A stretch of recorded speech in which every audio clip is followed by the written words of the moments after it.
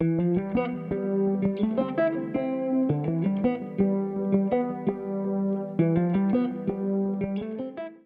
Eat by Color plan to lose weight.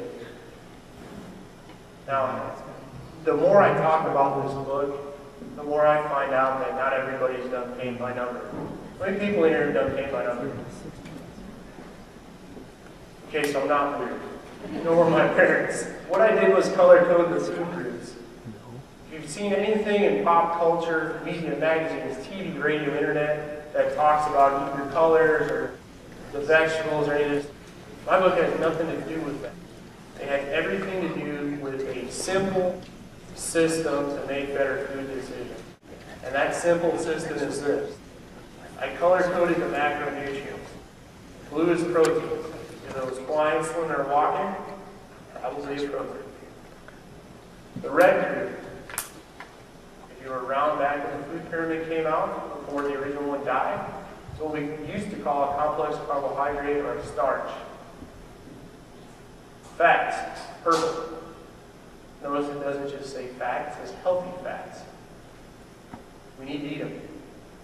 Black is stuff that's free.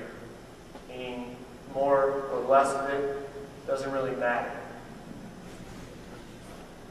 Portable meals. Again, this is color coding. If you do purchase the book, it'll explain more than I will tonight.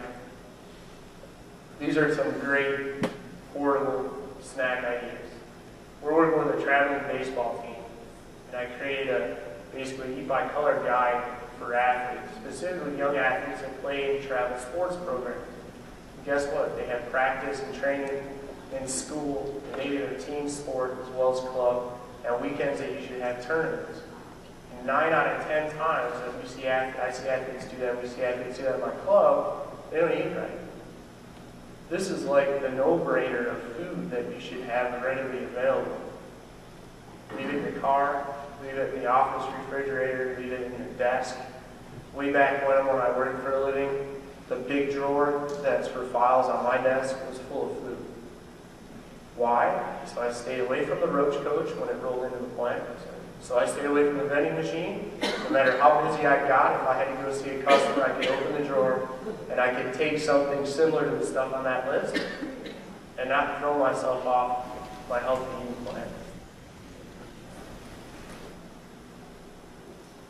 All right, now we need to get this out of the way first. So everybody skip down to that asterisk. There are no foods or food groups that should be avoided. Up at the top, it actually used to say eat sparingly or avoid. You'll see me use the word avoid as we go through this a little bit further. Yet I say there are no foods or food groups that should be totally avoided. If you really want something, have it. And I will tell you from experience, if you really want it, you don't, or you're trying to substitute with something that's kind of what you want, but not really, but good for you, you're going to eat that what you really want anyways. So if you really want it, have it. That being said, I want to draw attention to the stuff that maybe you can and should cut back on. And there's a pretty good list of it.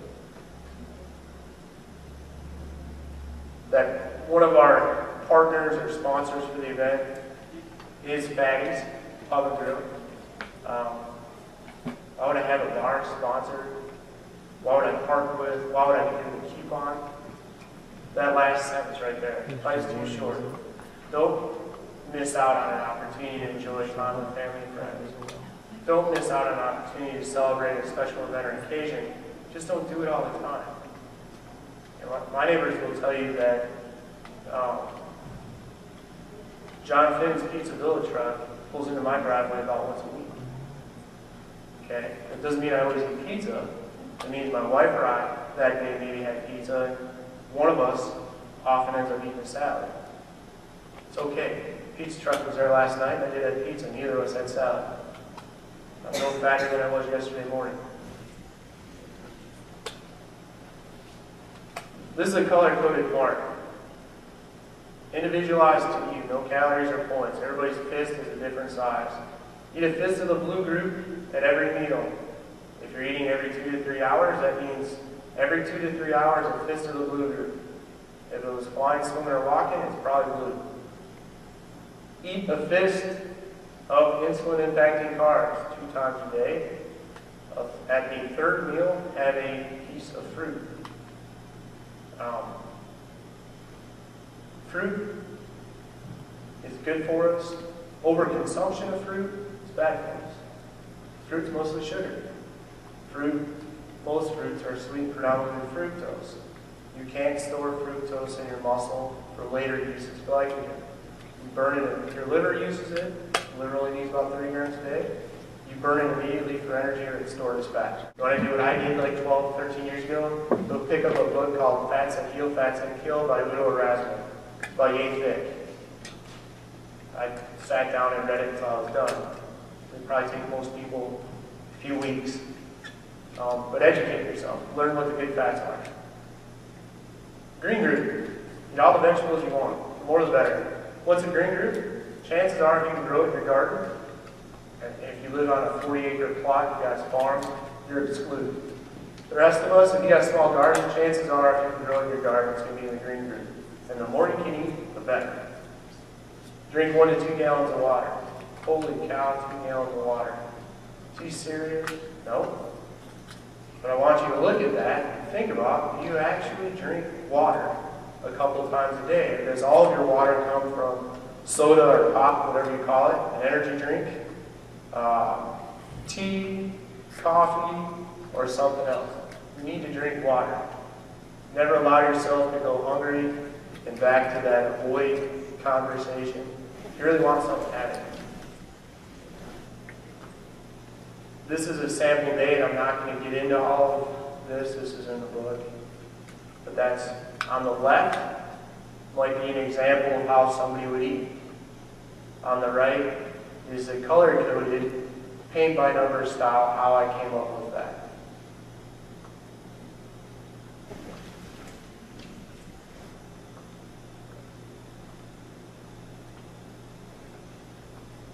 Simple things for people on the go. Simple things if there's anybody here that travels for work.